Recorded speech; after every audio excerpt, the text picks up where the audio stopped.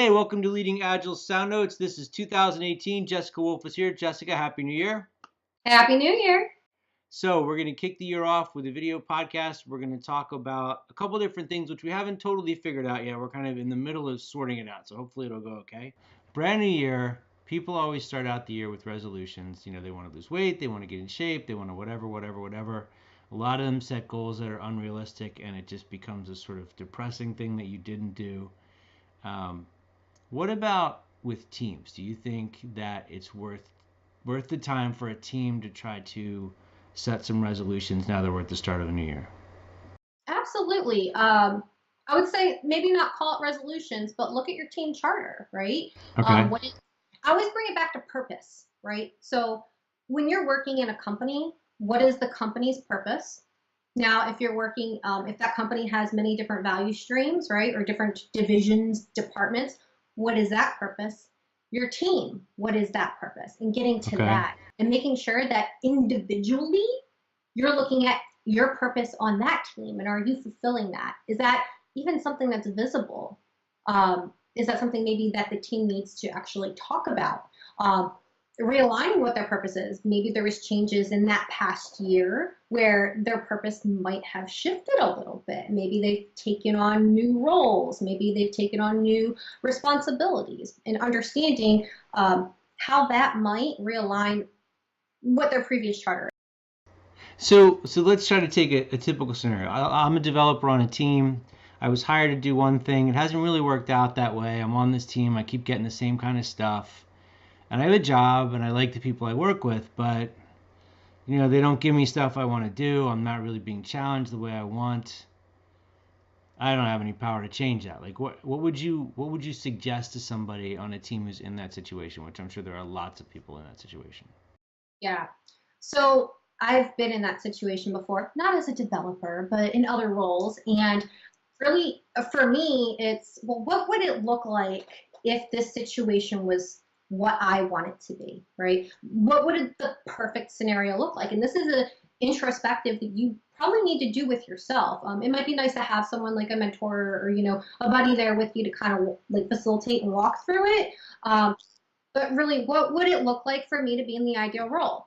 For Jessica Wolfe, what would it look like, right? So for me, I looked at, well, I love tooling, and I'm really good at understanding a tool and how it can solve somebody else's problem. The other thing I love is helping, or should I say, empowering people to reach their full potential. And that's not just, agile, product owner, just in life. So if I marry the two, what does that look like, right? So helping people to take the tools, right, to show the metrics, to show that they are actually performing to their highest capability. And if they're not, what can you do to actually make that change to get that metric to look in a place where you're meeting your outcome? Back when I was just doing my own consultant thing, I actually thought about starting my own company to actually just do tooling, right? So we know how hard it is to start your own company, and this job came up, and the powers aligned, thank you God, and now I'm here. Okay. So what if, a lot of this is kind of predicated on the idea that you understand what your mission is. Like for me, I do what I do because I had a horrible time with Agile moving from waterfall, and I want to make that suck less for other people. And the best way for me to do that is through teaching. For you, you've got the desire to help people, realize a more whole version of themselves. There's a coaching aspect to that. There's the tooling aspect of that. They can find a way in their jobs to rise. What do you say to people who have never really answered this question before? Because I get a lot of people like that in class. They don't have a mission. They don't have this like, this is why I do what I do. And maybe they're just stuck in gigs. They haven't been able to get there. They've never just thought about it before. How do you coach people through that questioning? Well, first and foremost, I like kind of going over, what do you value? And it Okay. doesn't have to be anything related to work, but like, what do you value? You value your family. You might value your dog. You might value playing video games, watching movies, and maybe you value something really unique, like I don't know, carving wood and making fun things, right? So really understanding where your values are, the things you like, and then prioritizing that, like what's most important, right? And then from there, do you have any goals that you've been striving towards around those values, right? So I'd like to kind of try to figure out, like, how we can get that person to the next level where they can feel fulfilled. And so for some people, it's personal and in life, they maybe fulfillment for them is working on their house and they want to go to work and just do a mindless task, right? For instance, like there's people who so a lot of people I met actually in my previous role. I used to be a cytogenetic technologist. Oh wait, what? What? A cytogenetic technologist. What the hell So is I that? used to diagnose cancer in a laboratory. And to be Oh, honest, it was very boring. I'm so sorry for people that are doing it, because it was a monotonous thing that you're doing. You're looking at they're patterns. not. They're not Yeah, watching. yeah, well, you never know. But one thing I noticed is that there was a lot of people in that group that had been managers before and decided that that wasn't for them. They wanted to just come to work, do their job, go home, right? And that's what they felt fulfilled, because at home with the family, that's really where they got their fulfillment. So really understanding where that is for you. Work may not need to meet that need. For me, it needs to meet that need, but for somebody else, it may not. So do you find, because I'm gonna share something about myself, and I'm curious as to whether or not you have this thing. When I meet people like the ones you just described, like they just want to go clock their time and go home because it's all about the family. I have a lot of friends like that, and I love my family very dearly, but I am not that guy. And I always feel this like twinge of guilt, like I'd be a better human if I could just be that guy and just take the job and do the thing because everything's about family. But that's not the way I'm wired. Unfortunately, it's not the way my wife is wired either, so it works out. But do you ever feel that like pang of guilt that it's about the job more than the other stuff? No. Okay. Um, You're healthier than I am. I'll explain a little bit. Let me go deeper. Okay. I feel like at Leading Agile, we kind of have a family here. You know, we've developed our own family with each other. Um, and I'll say, like, for instance, Derek, I'm so close to him and he's my mentor. I feel like he's my older brother, right? Just kind of like coaching me in my role and in life.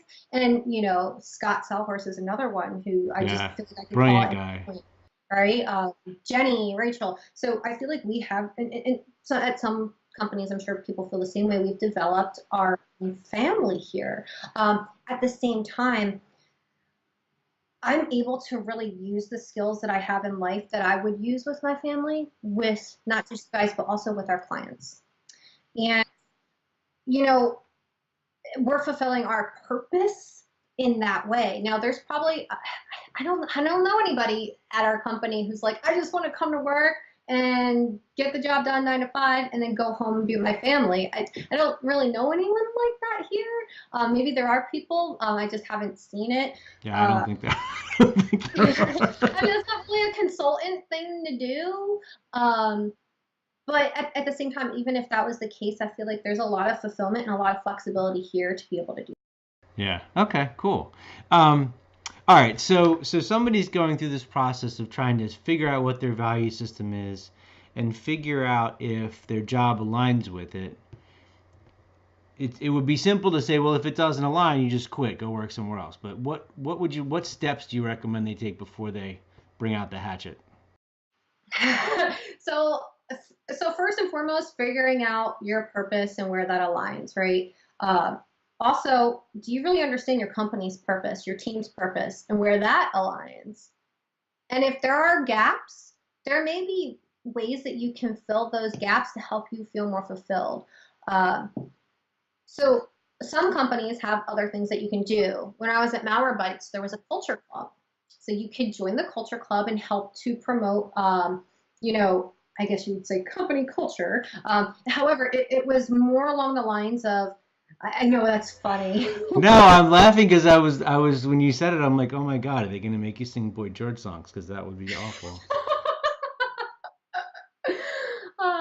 Actually, we might have had a joke about that with the culture club. But it was more along the lines of uh, creating a workplace that really people want to be involved in. And if there are issues in the workplace, addressing them within the culture club to say, hey, this is kind of killing our culture. How do we want to go about it? Just bringing it to that point, and then also events.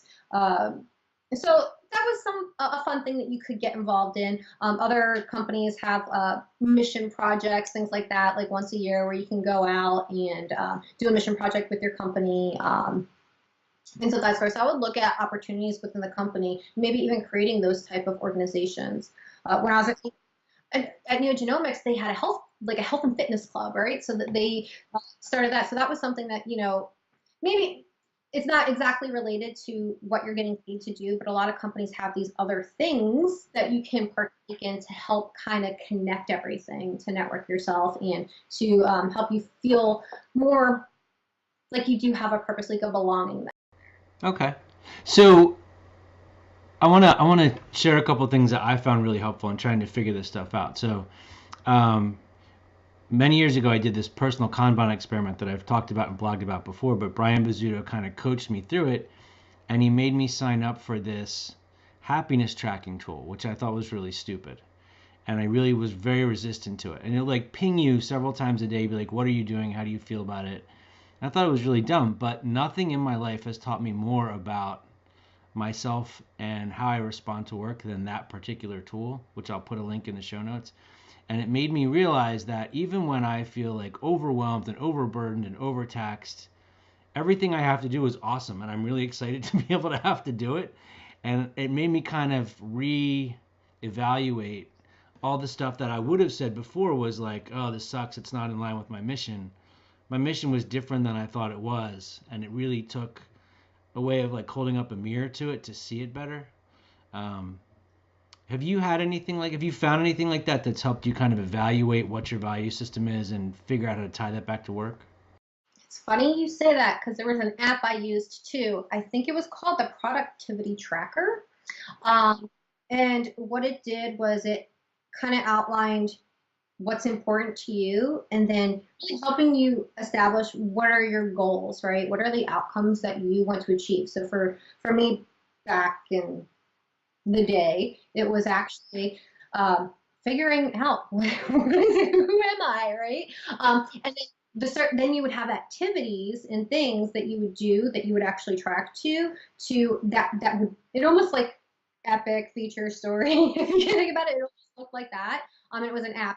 And then during the day, it did the same thing where it would ping you to say, how are you feeling? And also along the lines of the activities, you would actually schedule, like, for instance, I would do lean coffee, right? I would go and do agile networking events. And those are things that pertained to the goals that I was looking to achieve. Another one was getting out of debt, right? So, hey, I'm working, I'm getting out of debt, right? So just the fact that I'm getting paid, right? If I'm doing anything on the side, I'm now, something that might take away from it is going shopping, right? So maybe that was an activity that I had planned, and that is a negative towards my goal, but it might have been a positive relationship building. So you're very focused, and you're kind of your own product owner, basically. Yes. Okay, it just segues right back in. Okay. Any books, anything like that? I mean, like for me, when we did like some of the book club stuff with Speed of Trust, that had a huge impact on me too this year. There's been a bunch of books, to be honest, but one thing that actually kind of helped me, I guess you would say, experiment on myself is Tim Ferriss. I started listening to his podcasts, I don't know, maybe a year and a half, 2 years ago, and I completely fell in love. Tim Ferriss, if you guys don't know who he is, he actually does life hacking on himself, and does experiments on himself and interviews the top performers in each area. So for instance, he might interview you as being like a top agile or a top scrum, right? Unlikely, but yes. Right? Yeah. So he interviews the people who are top in their field and really wants to dissect exactly what they do to get to the point of being that top performer in whatever it is that they do. And some of it's related, some of it's not. But listening to the habits and routines of what other people do, there's a lot of similarities, right? So like having a morning routine, having an evening routine, and that podcast helped me really kind of identify what works for me, and helped me to solidify, um, you know, what are the habits, routines, and things that I do that contribute to who I am as a person and what I value. Okay. So I that stuff has had a big impact on me as well. When you were talking in the beginning about figuring out what's important to you, I felt like you were kind of echoing a lot of the 4 hour work week stuff. Um, but it kind of gets to a thing where it's about optimizing your life so that you can perform better in the things that you want to do. Have you ever seen a team take that kind of approach to, I mean, that's, I guess, ideally what should be happening in a retrospective, but maybe like this year, a thing a team could take on would be let's figure out how to optimize ourselves using those kind of principles, like the Tim Ferriss stuff, with the team. What's the optimal way to make the team function? Yeah, that makes me think about what I commonly see in retrospectives, actually. So I'm going to take this another path. Okay. Uh, Okay. a lot of times in retrospectives, what I'm seeing is they're coming up with a lot of problems and they're not coming up with a lot of solutions. And I think that's the biggest problem. Even when you're evaluating yourself, you may come up with, well, I can't do this or I can't do that. And, these are the problems I have, but you're not coming up with experiments to try to solve that problem. And that's to bring it back to the Tim Ferriss way, is he's doing 2-week experiments on himself. And he actually uses 2 weeks for these experiments. So it might be, I'm going to eat 50% protein in my diet for 2 weeks, probably more for him, but but like for 2 weeks and see what happens, or like this lean protein, or like I'm gonna cut this thing out, and like just like little things, right? Or sleep on the floor for 2 weeks, and that's one of the things that he has done. But as a team, let's go back to the team. For 2 weeks, we are going to actually do a daily scrum, right? Some teams don't want to do it every week or at the same time, or they decide, hey, I'm too busy to come today. Here's my update, right? And that's not the point of a daily scrum. So really kind of looking at your solution and experimenting on how you think it could get better, and then looking at the results of that experiment. Even if it didn't work, what did you learn? Yeah. So, all right, I'm going to try to loop back around now.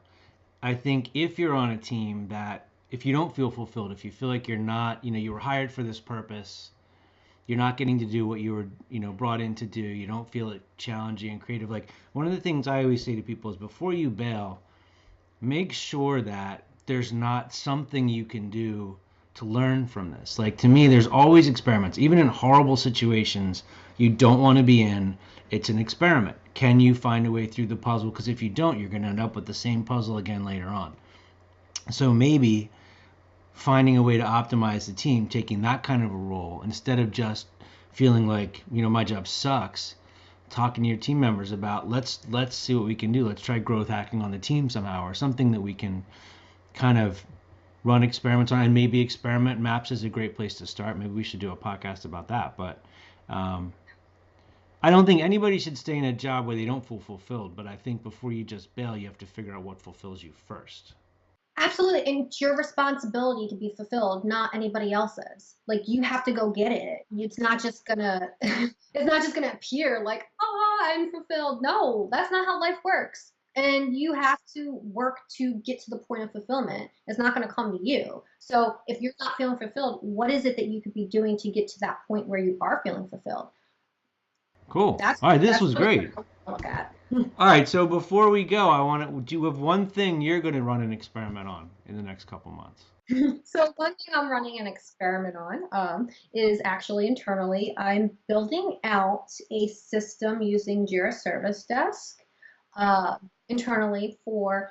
We're going to start with internal requests. Surprise, Dave, about things that might come through tooling and metrics, right? And the other thing I'm going to do is link that to Jira as a whole, and this will be fun for our clients to listen to, like some of the ideas you might have with Jira. So we're going to link it to Jira using the big picture plugin and actually map out what a transformation would look like with tools and metrics from the top down. And so, yeah, having epic, I'm building it, but having epic features and stories. And I want to see So number one, it's going to be a good experiment to say how would this look for Leading Agile, but number two, for us to actually use it, eat our own dog food and put it out there, gaining our metrics and things of that sort. So that's one of the experiments that I hope to learn a lot from.